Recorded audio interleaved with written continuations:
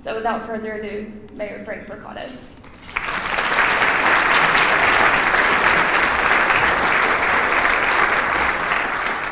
Thank you so much. I looked over at Frances. I said, "Is that right? It is 53 years, isn't it?" She said, "I think so." We've been together since the 8th grade, really. A long time. So, you know, before I start, I never want to go without recognizing these folks here that come out and take care of us and serve us so nicely. Thank you so much. But please recognize Tanisha, Michael, Eddie, Larry, Paul, Derek, Ryan, Earl, Jermaine, Christine, Byron, and Ronnie. Thank y'all so much.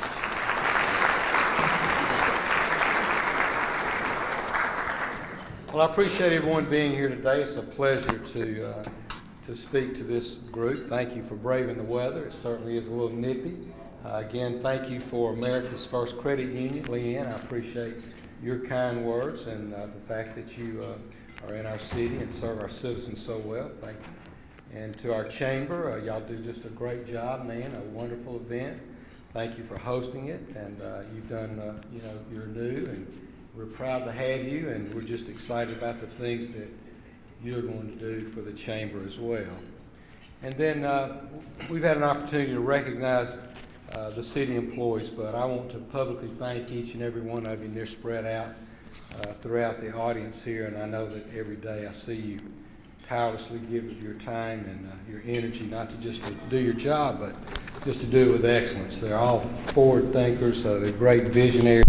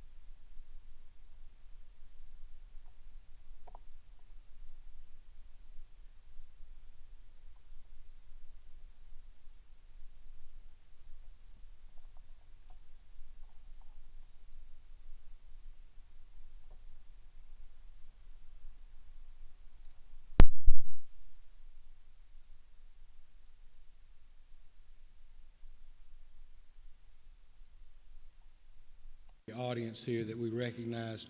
We work closely with each and every one of you almost daily, and we could not run our city without you. Thank you so much, and it's a pleasure to see Mayor Stewart here. Thank you as well, coming all the way from Irondale, Alabama. We're grateful for you. And then, of course, my wife Frances that I just talked about. We're a team, and we're a team. Stand up, let them see. I'll let them see you. Come on.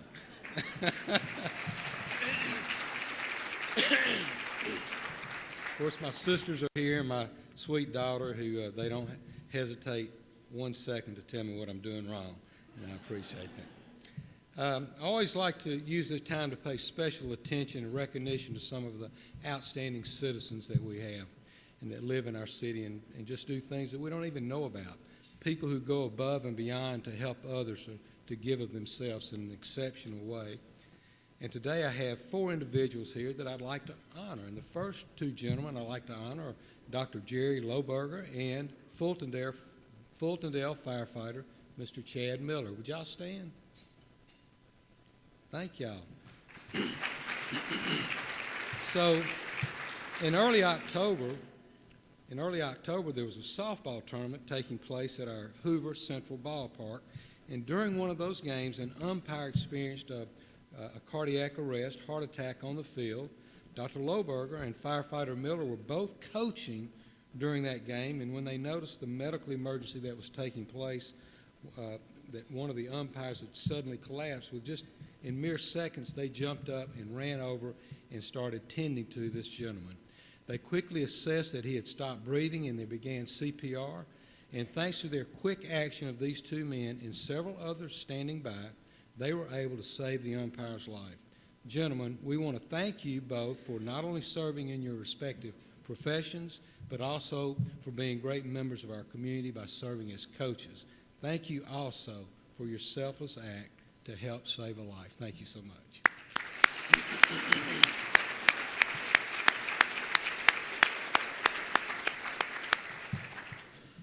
And Mr. Greg Little, would you please stand? Is Greg here? Greg is a school bus driver for the Hoover City School Bus System, and on November the 5th, he helped perform a heroic act that helped save the life of one of his students. That afternoon, he had just started his route when several of the students alerted him that one of the riders was choking and unable to breathe. He quickly pulled off the road, ran to the student, and performed the Heimlich maneuver 4 times, which eventually caused the young man to breathe again. Greg says this type of action is something that he's trained for repeatedly, for which he is very, very glad, and so are we. Greg, thank you for your quick action that helped save the life of this young student.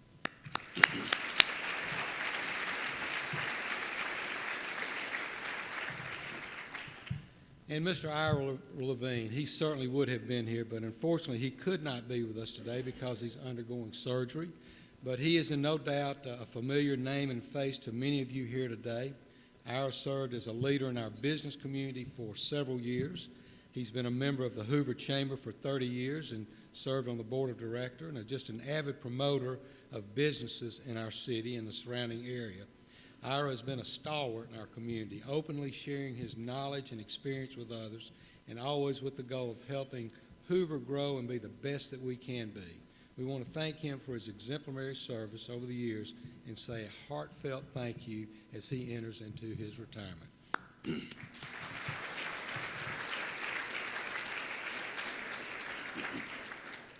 So about a month ago, we were thick in the Christmas holiday seasons. It's the holiday our nation celebrated from our very beginning. But no matter how our fast-paced world changes, one thing that still holds strong, and that's our Christmas traditions every year: the tree, the music, the presents, the food, time with family, all of those traditions, things that we are just grounded in that serve as that foundation. Well, in Hoover, we pride ourselves on the strong tradition that we've established over the years, and we also recognize the need to balance that tradition with transformation. We're holding on to those things that served as a secure foundation while also using that foundation to catapult us into the future. And one of those traditions is our excellence in public safety. Our police, our fire, our 911 center do an outstanding job on every single front. For example, in 2024, our police department saw a nearly 10% decrease in the total number of offenses. Our fire department responded to more than 360 fire calls and treated more than 10,000 patients, transporting 5,000 patients to area hospitals throughout the metro area. Our 911 center made and received over 1.4 million radio transmissions. Many of those conversations resulted in life-saving measures. The strong tradition of our public safety department has positioned them for positive transformation. Our 911 center is working to get accredited in 2025.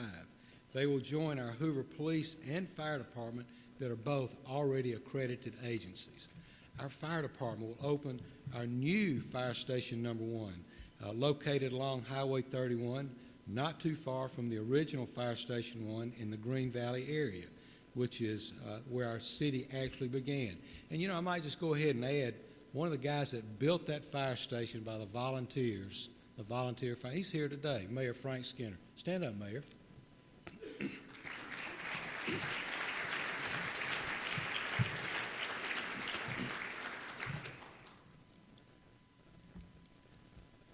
One specific way our police department is balancing the strong tradition of crime fighting with transformation is with drones.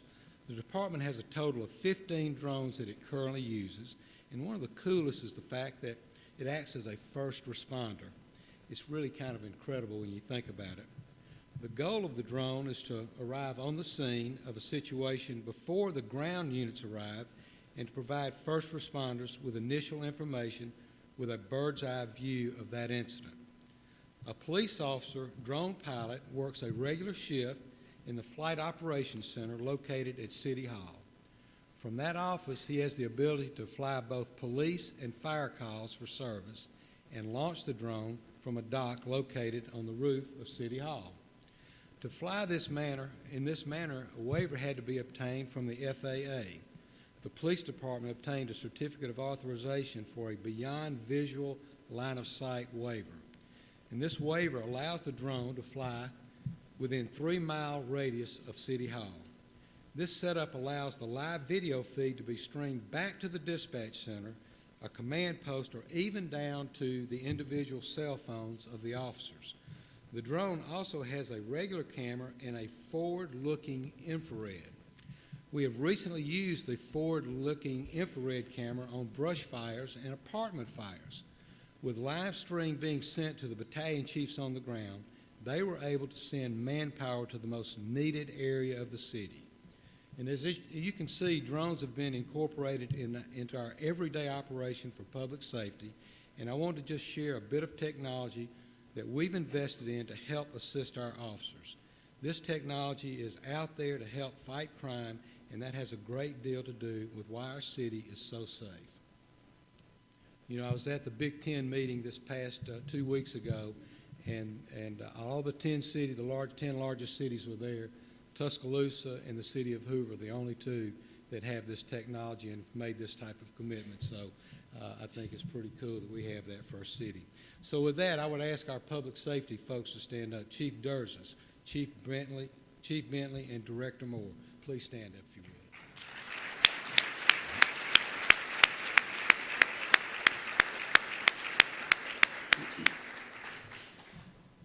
Just as our public safety teams have built a foundation of trust, our schools have built a tradition of excellence that continues to soar. In November, the Hoover City School System received its highest ever state report card, an impressive grade of 95. That achievement places our district in the top 8.5% of state scores. We love the fact of our diversity in the nearly 35 languages that are spoken in our schools each and every year. Our English learner proficiency rate grew by 7%. Our graduation rate improved to 97%. And that's just a few of the achievements the system obtained this year. I want to commend our superintendent, Dr. Kevin Maddox, the board, the entire board, our school, the student body, the faculty, and the staff on a job well done. Please stand if you would.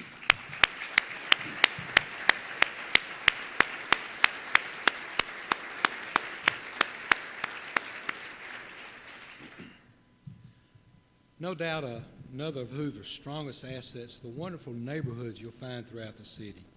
We try to find various ways to improve those neighborhoods and the overall quality of life each and every day. For example, last year we added nearly 4,000 feet of new sidewalks. We're adding more this year. Our Hoover Library obtained a bookmobile that can go out into the neighborhood and take those services out into the community. And then there are our wonderful parks, some 33 parks, big and small, located all throughout the city. Our Park and Recreation Department celebrated a number of major accomplishments, including new parking, new benches, fresh sod, a safer landscaping at Russet Woods Park, a completed canoe launching at Fleming Park, a new outdoor event structure at Hoover Randall Home and Gardens. Veterans Park gained pickleball courts. Lock Haven Park saw trail expansions, and 11 athletic fields were upgraded with synthetic turf for year-round play. The Hoover Met improved the entrance, the parking, the facilities, while new bathrooms were added at Hoover Central. Additional upgrades including playground repairs, park improvements, deep cleaning, and new event furniture. It just reflects our commitment to creating a welcoming, accessible, and engaging space for our community. Thank you to Aaron Colball and all of the Park Board members that have made this possible. Aaron, please stand if you're here.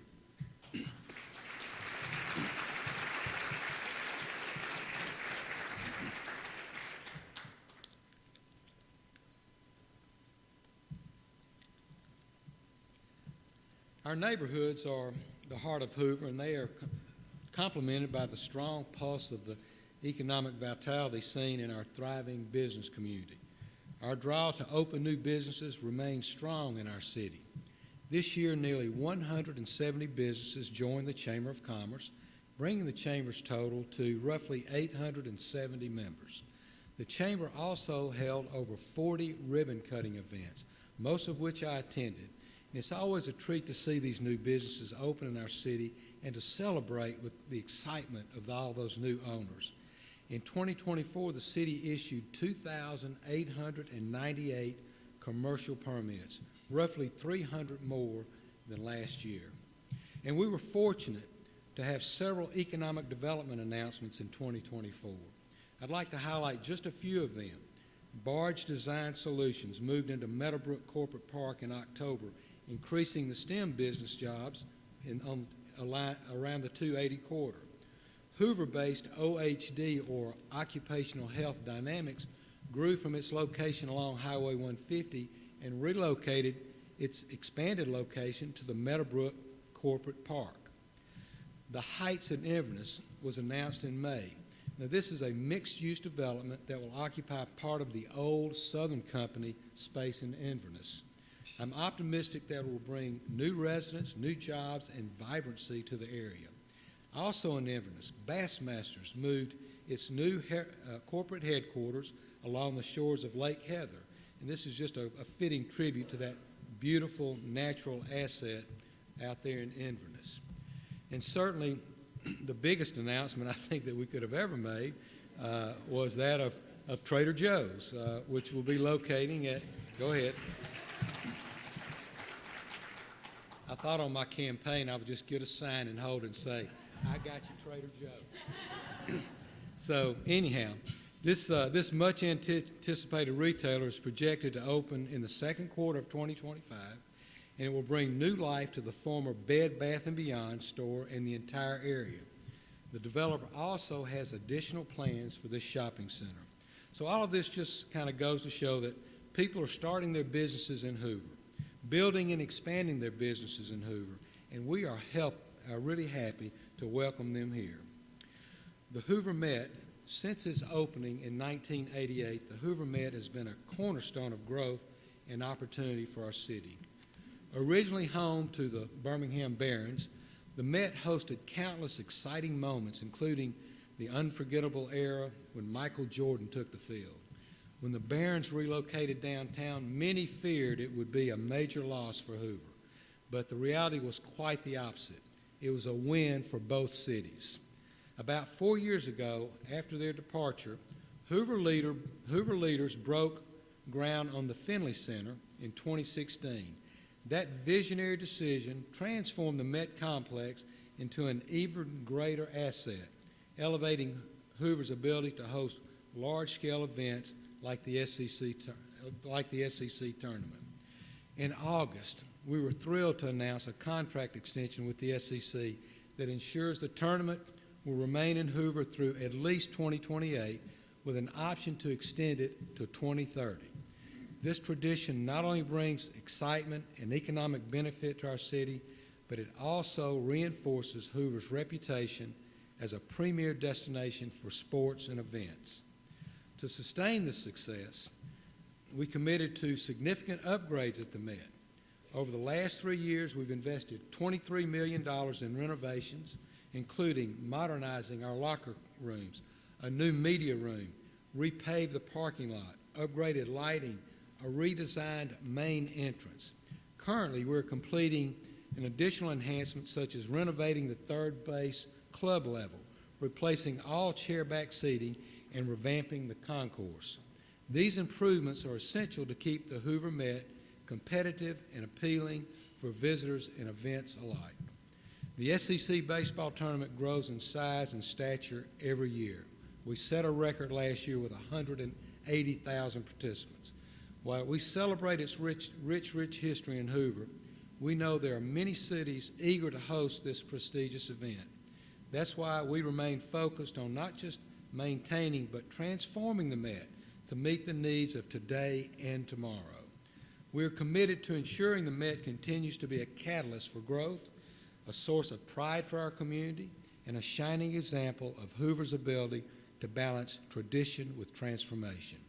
I can't thank our Alabama legislature, our Jefferson County and Shelby County delegation enough for their hard work and investment in helping us secure the SEC contract. And with that, the National Computer Forensic Institute.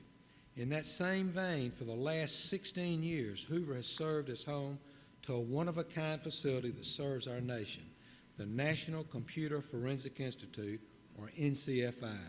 It serves as the country's premier law enforcement training facility in cyber and electronic crime forensics. Every year, more than 5,000 state, local law enforcement officials, judges, prosecutors, and all new Secret Service agents, they must come to Hoover, Alabama to learn how to investigate cybercrime, how to present it and decipher that evidence in court. This facility is housed at our Public Safety Center. It started out in one section on the second floor. A couple of years ago, it expanded to a few more spaces in the building. Now, thanks to a $23 million grant, it will grow to an even more. It will even more grow to three more classrooms, 250-person auditorium, and 20 administrative offices. Now, this will allow the NCFI to go from training 5,000 students a year to serving over 10,000 students every year. There are many cities across the U.S. that would love to call this facility home, and we're thrilled they've chosen to stay right here in Hoover, Alabama. Another project that allows us to balance tradition with transformation is the addition of Exit 9 off of Interstate 459. It's no secret that the population in our city has exploded in the last 50 years. For the most part, we've managed to hold on to our small town feel, but the growth is undeniable and requires that we make changes so that it does not overtake us. One way we're addressing that issue is by adding the new interchange. The design of the interchange is something that is somewhat new for our state. It's called a diverging diamond, and the design of it is approximately 60% complete. The cost of the project is $120 million, and we are splitting that cost with ALDOT. We are currently on schedule to have ALDOT open bids sometime later this summer, and once completed, the anticipated building time is somewhere between 2 and 3 years, and this will be a huge benefit for our city. So as we continue down the path of transformation, it's important that we not just seek progress, but that we seek progress with a purpose. Riverwalk. One area in which we are striving to do that is through addressing our vacant office parks. The days of filling large office buildings with employees has become a challenge. Allowing these buildings to sit empty is something we cannot afford to do. So it's forced us to get creative and to think outside of the box on ways to resurrect these spaces in a way that is valuable and purposeful. That is part of the impetus behind the creation of Riverwalk Village. For those who've not heard about it yet, Riverwalk Village is a 90-acre mixed-use community that will be located in River Chase. It will focus on health and wellness and will include state-of-the-art medical facilities, residential spaces, and amenities with retail amenities and extensive trails and green spaces. One of the larger components will be a full-service healthcare facility located in the existing South Tower on the Regions campus. And inside that facility will be an ambulatory care center and a diagnostic center that the city will ultimately manage through the Hoover Healthcare Authority. Though we face some major and, in my opinion, very unnecessary hurdles intended to damage our product, we were ultimately successful in gaining approval of a certificate of need. Very few cities have a healthcare authority, such as the one we have, and even fewer have obtained that certificate of need. That is a feat within itself. But by retaining ownership of the CON, the Healthcare Authority, and thereby the city, can look at the market of providers and select the best ones that are available. But not only will Riverwalk spur development within this 90-acre campus, we're focused on leveraging it to grow our life sciences and related industries to create more high-paying jobs in Hoover. River Chase is already home to Blue Cross Blue Shield of Alabama, BioLife, BioChrist, and BioHorizons. I believe River Chase can be home to more companies like these fabulous corporate citizens.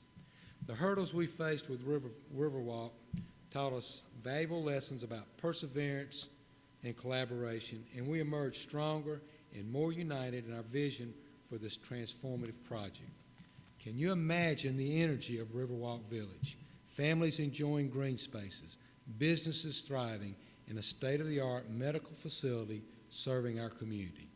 What will it mean for our children and grandchildren to inherit a city that has been thoughtfully planned for their success? Like malls across the nation, the Galleria faces many challenges, many challenges. But we see these challenges as opportunities for reinvention, and we are working closely with property owners to ensure its future success. Whether it's shopping for groceries, clothing, home decor, these days you can just get just about anything you want off of the internet. And while the convenience is great, the reality is it's hurting malls, not just in Hoover but throughout the country. Fortunately for us, the Galleria Mall is thriving, but we also realize the need for change, and there needs to be a change on that property.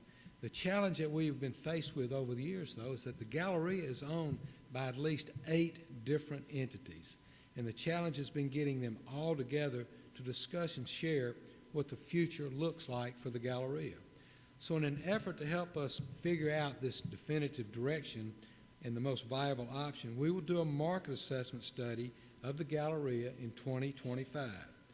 Now, that study will evaluate various factors such as the potential for redevelopment, the current market conditions, and it will provide recommendations for revitalizing the property.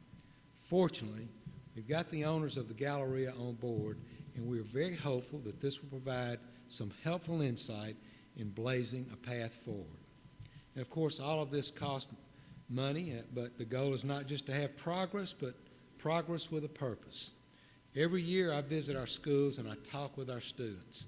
At the elementary level, they're excited about learning, but I've talked to many that by the time they reach high school, they speak about leaving our city, going to what they believe are greener pastures. But if you look at Hoover for the past year, we've received numerous national accolades, making it a top of so many different lists, most recently being named the 7th best city to live in the South by the national publication USA Today. And let's not forget, our own Miss Hoover became Miss Alabama, who is now Miss Abby Stoddard, Miss America. We're very, very proud of that. It's a great place to live, to raise your children. It's a great place to work. The ingredients here, definitely are here, but we've got to combine them in a way that makes them attractive to future generations so that they will all want to stay in the city of Hoover. And not just stay, but to see the community thrive. The reality is the greatest successes of projects like Riverwalk Village, like a revitalization of the Galleria, our generation won't see them to the fullest. It's our children, it's our grandchildren, our great-grandchildren who will reap the benefits of all of this. We're doing this for them. They are the purpose behind our progress. But the question we must ask ourselves today is this: aren't they worth it? Someone did it for us. It now falls on us to do the same for those coming behind us. There's a quote that says, "A great purpose of life is to live it for something that will last longer than you." Let's work together to build, serve, and grow a Hoover that future generations will be proud to call home. Let's serve, let's grow it in a way that will last longer than ourselves. thank you for the privilege of being the mayor of City of Hoover. Thank you so much.